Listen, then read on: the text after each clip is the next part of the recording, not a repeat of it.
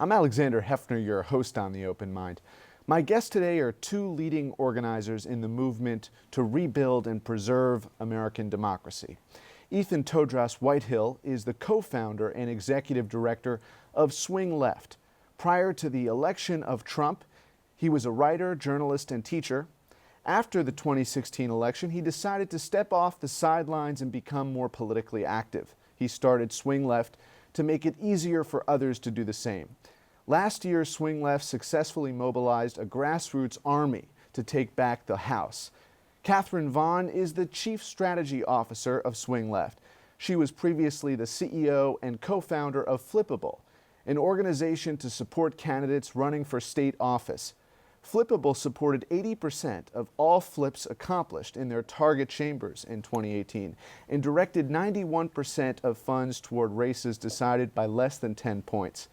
This year, Swing Left recently unveiled its super state strategy for 2020, designed to organize progressive victories across the White House, the U.S. Senate, and state houses. By focusing on 11 so-called super states, volunteers and donors can multiply their impact up and down the ballot. And I might add that now Flippable is a part of Swing Left. You guys are working together towards those collective goals. Thank you for being here, Ethan, Catherine.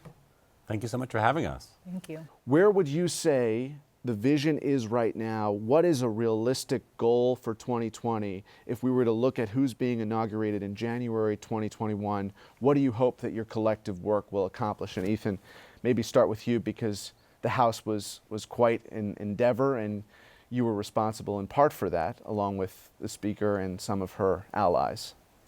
The goal up and down the ballot, like the everywhere? goal, what is the big goal?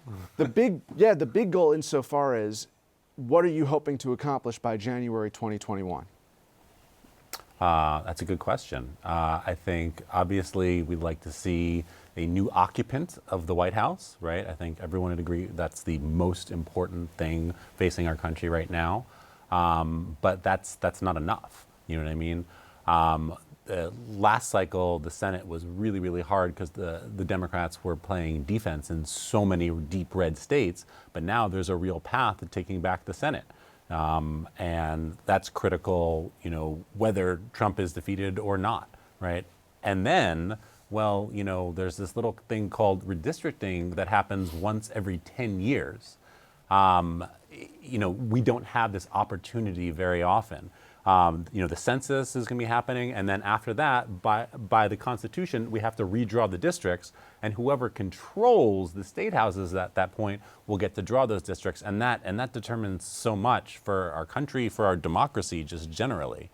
One of the big reasons we wanted to join forces with Flippable is because we understood just how important redistricting is going to be and how important the elections of 2020 are going to be for how we fare on that front.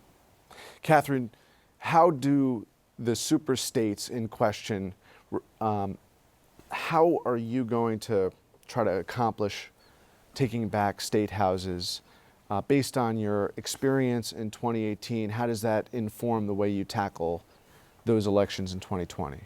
Great question. So the super states are examples of states where you have multiple really important elections or geographies up and down the ballot. So a state that's going to be critical to winning the Electoral College and also has a critical Senate race and also has a state house or state Senate that can be flipped in time for redistricting in 2021. And so we already, you know, when we compared our maps and we compared the states that we were working in, there was almost 100% overlap, that we were really focusing on the same states. So the super state strategy, I think, is a really great way of rolling up all of these different elections into a single strategy. So as a volunteer or a voter or a donor, you don't have to kind of look in all of these different directions to figure out what the strategy is. You have a clear set of geographic priorities, which is the way our democracy is organized. And then when it comes to state legislative races, you know, I think that taking some of the attention that we have and that we're focusing on getting Trump out of the White House and making sure that it also goes all the way down the ballot to who's sitting in your state house district seat, or who's your state senator, and making sure that we're able to flip those seats, identifying not just the states that are important, but the specific geographies, those smaller districts, those zip codes, those areas that we know an individual vote, if someone's voting Democrat up and down the ballot, could have 5 or 6 times the impact as just an individual vote somewhere else. Some folks are arguing that it's disadvantageous for the Democrats to nationalize Trump and impeachment, for example, on a district by district basis. And the municipal and local level folks are not concerned about Trump and his fitness for office vis-a-vis impeachment.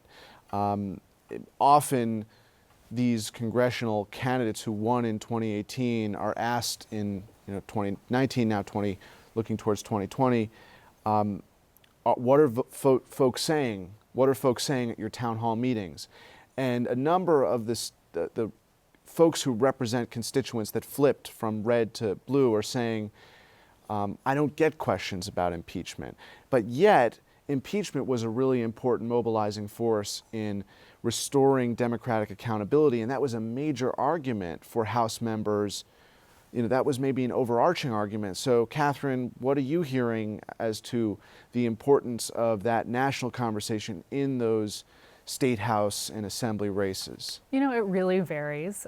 Right now, we're talking to some candidates in Virginia that are, at the state level, and it varies even within a state. In some districts, talk of Trump and impeachment is, taking up some of these town halls, and in other districts, people are really focused on infrastructure, on the environment, on the economy, and that sort of thing. And so I think, I defer to the candidates that we support who know their districts in and out as to how much time they want to speak about those issues. I do think that we stand for a whole set of democratic values that, whether or not Trump is impeached, whatever happens with him, we still stand for these very positive values. And I really love hearing the stories from our candidates all over the country as to what matters to members of their districts.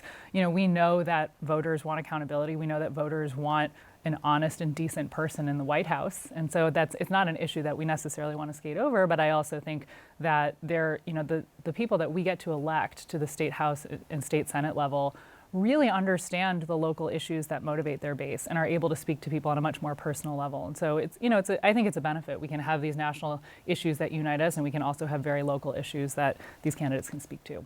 Well, Ethan, at least the mainstream media doesn't think that the Democrats can walk and chew gum at the same time. And I asked the question of Catherine, I want to ask you the same question, and if you might expound on that, because the mainstream media narrative is that those local communities are not interested in impeachment. That is, at present, as we're recording this, that seems to be the predominant narrative, but it seems to me more complicated than that. Well, it is a complicated question, but I think our audience that Swing Left interacts with the most often is not necessarily the local voter bases, but the local activist bases, right? Those activist groups. And they may have different perspectives around that, but they're working with us because they want to get Trump out of the White House, because they want to win back these state houses. And the question of to impeach or not to impeach is a very important question, but it also, is potentially there's a lot of other stuff that is going on as well. Like, what is the groundwork that is being laid for the general election right now? That's what I want to talk about. So those super states. Yeah, North Carolina always kind of springs to mind as a good example, because there you have a state that has everything going on, right? It's a critical presidential swing state. It's also got an important Senate race, right? Tom Tillis is very, very vulnerable. And then you might think that Democrats have a voice in the redistricting process in North Carolina because, Roy Cooper is the governor, but it just so happens that the way the North Carolina laws are written, the governor does not have a veto over the map. So Republicans currently have total control of the map writing process. North Carolina is a horribly gerrymandered state, and the way it is right now, it's going to continue to be that way, right? So what are we doing about it? Well, we're organizing local teams in North Carolina. Right now, a lot of them are working to try to win the North Carolina 9 special election, the redo of that election that was basically like stolen last cycle. But they're also working to lay the groundwork for, winning back the North Carolina state houses, the Senate race, and the presidential. And the way they're doing that is by registering voters, by collecting vote pledges. I mean, registering voters is actually an incredibly powerful thing to do. Voter registration, because of all the barriers to voter registration, people who register to vote are reasonably likely to vote during a presidential year.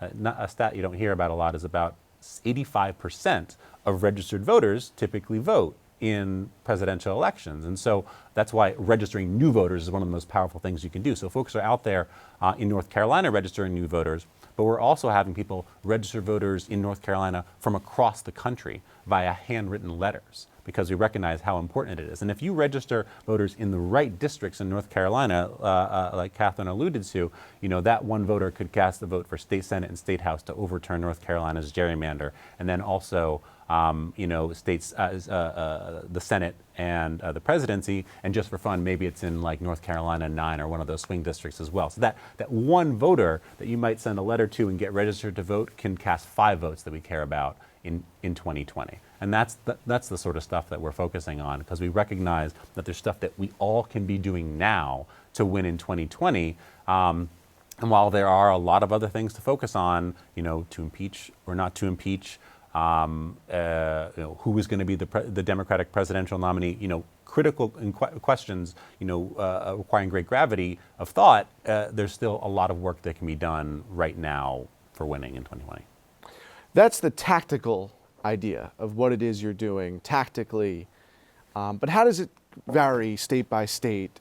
You mentioned the example of North Carolina. Are there other states, if you don't want to talk about Maine or Arizona, those come front of mind to me, but North Carolina, what are the different local issues that are going to affect how the political debate is both structured and the consequence of the campaign? So many of these issues are hyper-local in the way that people experience them, but then end up actually being really consistent across the country. So we saw that a lot with healthcare in states that hadn't expanded Medicaid. In Virginia in 2017, before Democrats had this huge blue wave and were able to influence the expansion of Medicaid in that state, that was the one issue on everyone's mind, and that was consistent across Republican-run states that hadn't done that. You have issues of public education that we see in a state like Arizona and in a state like Michigan, the home of the DeVos family and that kind of all those policies that come along with it.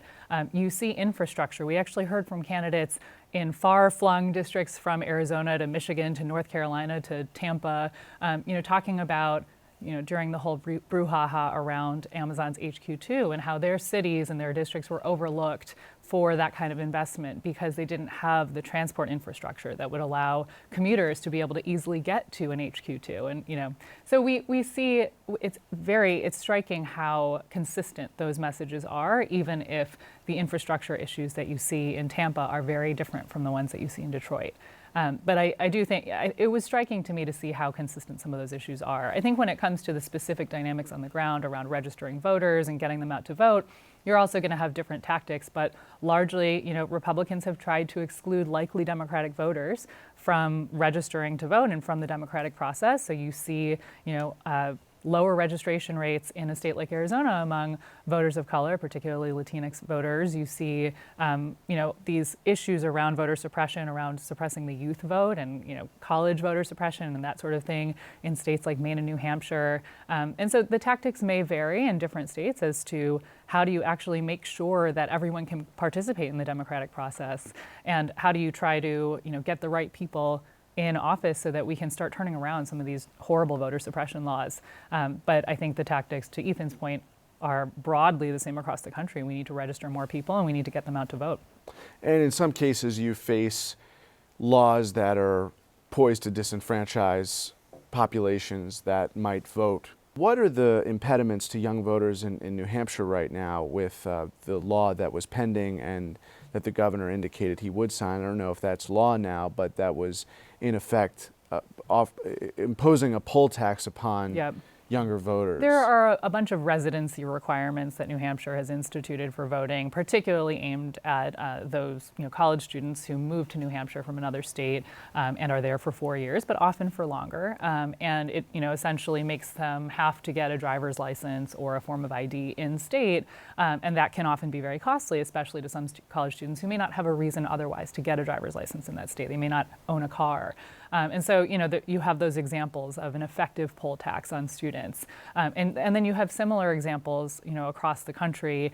Look at what's happening in Florida right now after a ballot initiative was passed to restore the right to vote to people who had previously had a felony sentence. They are now essentially trying to impose a poll tax by making sure that every, formerly incarcerated person has to pay off every single fine and fee before being able to register to vote. So you're seeing similar tactics that Republicans are employing. One of the things that the 2016 campaign accomplished was to depress youth turnout.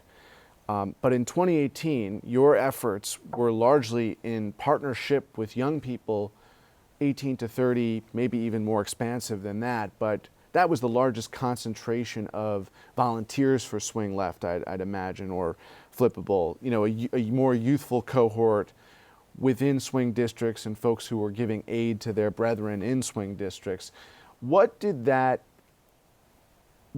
teach you about young people, the fact that midterm cycle after midterm cycle, 18 to 30-year-olds were dormant, and then in 2018, you can attribute this to Trump, but you can also attribute it to your activism as a consequence of Trump. But in 2018, something changed, something profoundly changed. The AP and a number of other reputable statistical analyses have been done to show that young people's turnout in 2018 was unprecedented, like nothing anyone had ever seen before. Yeah, I mean, I think there's an interesting line to draw. It's like, so in a place like New Hampshire, they're not saying students can't vote, right? They're saying, oh, you have to get a driver's license here, right? So you're requiring these extra steps. And I think what we're learning in modern society, where there's, we're kind of getting pulled in so many different directions, is that if you put just a few extra barriers in front of people, it's enough to stop a significant portion of them of doing things. And what we learned with Swing Left and Flippable is that, on the other hand, if you make things easier for people, and again, our audience is people who want to make a difference in these elections as donors and volunteers. So when you make things really easy for people, they're more likely to do it. You give them fewer steps to get there. You show them the impact of the thing, and I think we're starting to recognize, with the young, you give them something that's inspiring, right? Like we ran this last weekend campaign. Where will you be on the last weekend of the 2018 midterms, right? Give them something to kind of get behind, make it really easy for them to get involved, and they'll do that, and they'll tell their friends and bring them too. So in this modern age, adding small things can make people do it a lot less, but then on the other hand, making it a lot easier can really drive the sort of energy that we saw last cycle as well. And I think that kind of nudge process of nudging people toward actions by making them easier, that works for everyone. And we both of our organizations have actually very diverse audiences in terms of age. We definitely had a lot of young people, but we had people across the age spectrum. We had a lot of older people volunteering as well. That works for everyone. I think that kind of language, that visual language when it comes to the types of websites and digital products that young people engage with, it's just a little bit more native for young people. They grew up with it. They grew up with one-click ways of ordering things and doing things online, expressing their beliefs. They grew up without having as many barriers, at least to having a lot of consumer or media experiences. So why should voting be any different? Why should the process of getting involved in democracy be any different? In 2021, I'm going to ask this again. What would be a successful execution of the superstate strategy? Democrat in the White House, Democrat in the Senate. And that's feasible. Majority leader in the Senate. So what are the greatest obstacles for achieving that? Yeah. There's one more, though, which is also a Democratic voice in all of our target redistricting states. And it's not that, Democrats don't want to, for the most part, draw reverse gerrymanders, right, to disenfranchise Republicans. They just want fair maps, Sure. right? And that's what we want as well. We just want a voice in the process, some lever of power, so you can say, no, you can't have that horribly gerrymandered map where there's a 50-50 population and you have 67% of the seats. Like, Right. That's not okay. That's not democracy.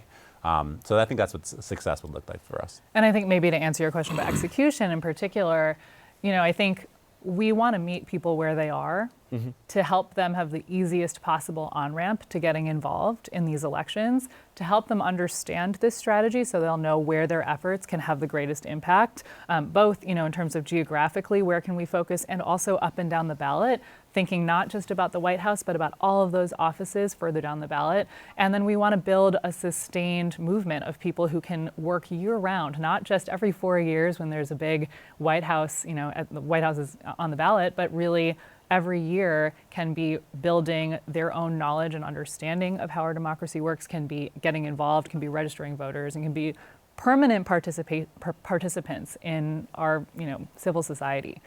You said you have a diverse constituency of volunteers and supporters. Your organizations were called Flippable and Swing Left. Now Flippable is a part of Swing Left. But I want you to have an opportunity to impart, whether or not your organizations are really partisan or not, because there's something fundamentally apolitical about restoring checks and balances and constitutional order. And I would imagine that there is a share of your delegations, whether it was working in North Carolina to end the supermajority in those chambers, or working here in these parts to elect Max Rose to his seat on Staten Island. There was something apolitical or nonpartisan, but just plain patriotic about that, in seeing abuses of government and wanting to correct them. And is that the sentiment of some of your volunteers, Ethan? Well, I mean, democracy has become a partisan issue, right? Because one party wants democracy and the other apparently doesn't, right? One party, the Republicans, they would like the minority to be able to make the decisions for the majority. And, so yes, if working for democracy and a representative government is partisan politics, yeah, of course we're partisan. But when you say that about a Republican, you mean Mitch McConnell, you mean Kevin McCarthy. You don't necessarily mean those Republicans who crossed over in those Orange County districts. Oh, I'm no, talking I about mean the voters. Republican politicians. Right, and so what particularly at the about state level. Republican voters who may have voted for Bob Dole, they might have voted for Mitt Romney, but they are concerned, and if you look at the R to D breakdown of who's registered, for instance, in those Orange County seats, you'll see districts that are a majority Republican that were flipped. So I'm just wondering, what is your interaction with the community of folks who hear Swing Left, and they may fear that they're part of some kind of robust socialistic organ instead of what some impetus is motivating your organizers, as far as I understand, and from my own conversations with people near about, that is just the restoration of democratic norms. And I'm wondering how you talk to people, especially in those deeply entrenched red Assembly and Senate seats, where it is an act of awakening and realization to pull the lever for a Democrat. Yeah, I mean, we don't hide the fact that we only support Democrats. We support capital D Democrats. So we are a partisan organization in that respect.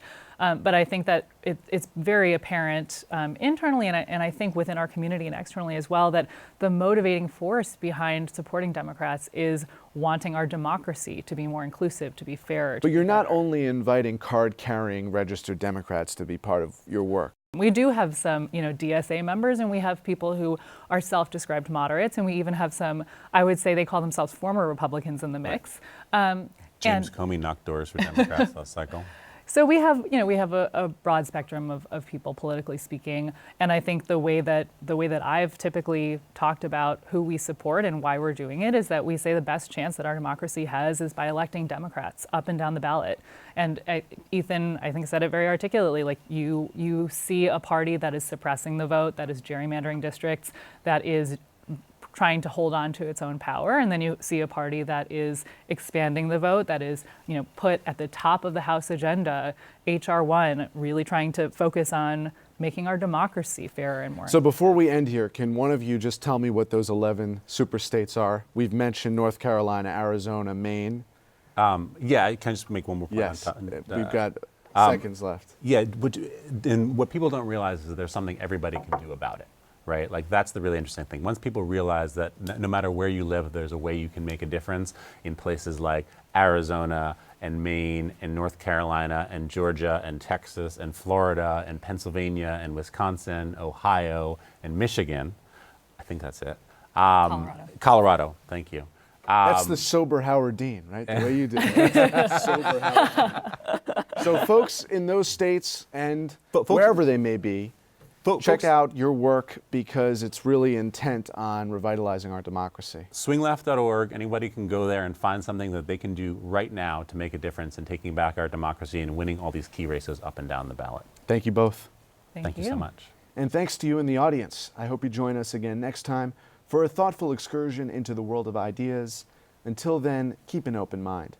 Please visit the Open Mind website at 13.org/openmind to view this program online or to access other interviews. And do check us out on Twitter and Facebook at Open Mind TV for updates on future programming.